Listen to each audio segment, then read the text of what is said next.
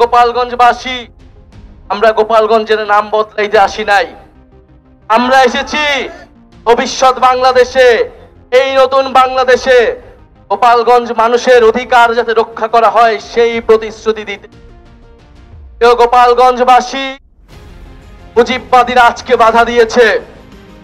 গণ অভ্যুত্থানের মধ্যে আমরা বলেছিলাম বাধা দিলে বাঁধবে লড়াই, সেই লড়াইয়ে জিততে হবে এবং সেই লড়াইয়ে আমরা জিতেছিলাম।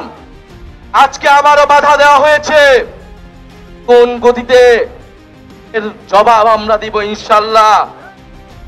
গোপালগঞ্জবাসী, আপনারা যারা এই গণ অভ্যুত্থানের পক্ষে রয়েছেন, নতুন বাংলাদেশের পক্ষে রয়েছেন, আপনাদেরকে দায়িত্ব নিতে হবে এই গোপালগঞ্জ যেন মুজিববাদীদের আশ্রয় কেন্দ্র হয়ে উঠতে না পারে। পুলিশ প্রশাসন ব্যর্থ হয়, এদেরকে রক্ষা করার দায়িত্ব, জেলার মর্যাদা রক্ষা করার দায়িত্ব, বাংলাদেশকে রক্ষা করার দায়িত্ব আমাদের নিজেদেরকে নিতে হবে, যেরকমটা আমরা গণ অভ্যুত্থানে নিয়েছিলাম। তো গোপালগঞ্জবাসী, আমরা আজকে তো বলতে এসেছি গোপালগঞ্জ নামে বাংলাদেশে, সামনের বাংলাদেশে কোনো বৈষম্য হবে না।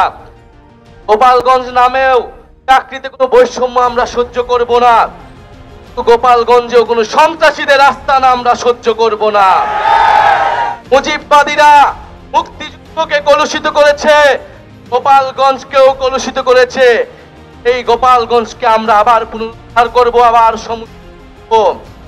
তো সংগ্রামী বন্ধুগণ, আমাদের যারা সনাতন ভাই বোনেরাও রয়েছেন, এই আওয়ামী লীগ সনাতন ভাই বোনদের জমি দখল করেছে, তাদের সাথে বেইনসাফি করেছে। আমাদের এই নতুন বাংলাদেশে আমরা সকল ধর্মের অধিকার রক্ষা করব, সংগ্রামী বন্ধুগণ, আজকে মুজিববাদীরা বাধা দিয়েছে, তাদেরকে জবাব দেওয়া হবে। আমরা যদি আজকে এখানে দাঁড়িয়ে ঘোষণা দেই সারা বাংলাদেশ এই গোপালগঞ্জে এসে জড়ো হবে, আমরা সময় দিয়ে যাচ্ছি। আজকে যে বাধা দেওয়া হলো, তারা বাধা দিয়েছে, কোন সাহসে বাধা দিয়েছে? কোন সাহসে মুজিববাদীরা এখনো গোপালগঞ্জে আশ্রিত রয়েছে? কারা আশ্রয় দিয়েছে? দ্রুত সময়ের মধ্যে বিচার যদি না হয়, আমরা আবারও আসবো গোপালগঞ্জে। আমরা নিজ হাতে দায়িত্ব নিয়ে গোপালগঞ্জকে মুজিববাদীদের থেকে মুক্ত করবো ইনশাআল্লাহ। সংগ্রামী বন্ধুগণ, জাতীয় নাগরিক পার্টি আপনাদের সাথে থাকবে। বাধা বিপত্তি যা কিছু আসুক, আমরা আজকে শেষে এখানে দাঁড়িয়েছি, আমরা আবারও আসবো। জাতীয় নাগরিক পার্টি আপনাদের সাথে থাকবে। মুজিববাদের কবর রচনা করে, ৭২-এর সংবিধানের কবর রচনা করে গণতান্ত্রিক বাংলাদেশ গড়ে তুলবো, এটা আপনাদের কাছে আজকে আমাদের ওয়াদা। আজকের এই দিনে আবু সাইদ শহীদ হয়েছিলেন, আমাদের ওয়াসিম শহীদ হয়েছিলেন, আমাদের ৬ জন শহীদ হয়েছিলেন।